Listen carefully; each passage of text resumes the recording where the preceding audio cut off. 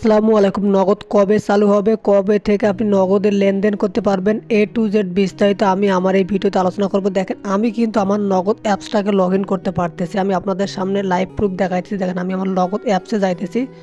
তারপর জাস্ট আমি আমার পিন দিলে কিন্তু আমি নগদ অ্যাপসে লগ ইন করতে পারতেছি। বাট অনেকেই কিন্তু নগদ অ্যাপসে লগ ইন করতে পারতেছে না, বিশেষ করে যারা নতুনভাবে নগদ অ্যাপসটাকে ইনস্টল করে আনইনস্টল করছেন অথবা প্লে স্টোর থেকে আপনারা নগদ অ্যাপসটাকে আপডেট করেছেন, তারা কিন্তু নগদ অ্যাপসে ঢুকতে পারতেছে না। এর প্রধান কারণ হচ্ছে ফরেনসিক নিরীক্ষা। অর্থাৎ ফরেনসিক নিরীক্ষা হচ্ছে যারা জালিয়াতি করে কিংবা নগদের ক্ষতি করতে চায়, এমনকি যারা নগদ থেকে বিভিন্ন অসৎ উপায়ে টাকা উত্তোলন কিংবা লেনদেন করতে চায়, তাদের নিয়ে জরিপ করতেছে। অর্থাৎ এটা যখন শেষ হয়ে যাবে তখন কিন্তু আপনি আপনার ফোন থেকে নগদ অ্যাপসে ঢুকতে পারবেন। তার আগে আপনি কখনোই নগদ অ্যাপসে ঢুকতে পারবেন না, কারণ ফরেনসিক নিরীক্ষাটা কিন্তু খুবই গুরুত্বপূর্ণ।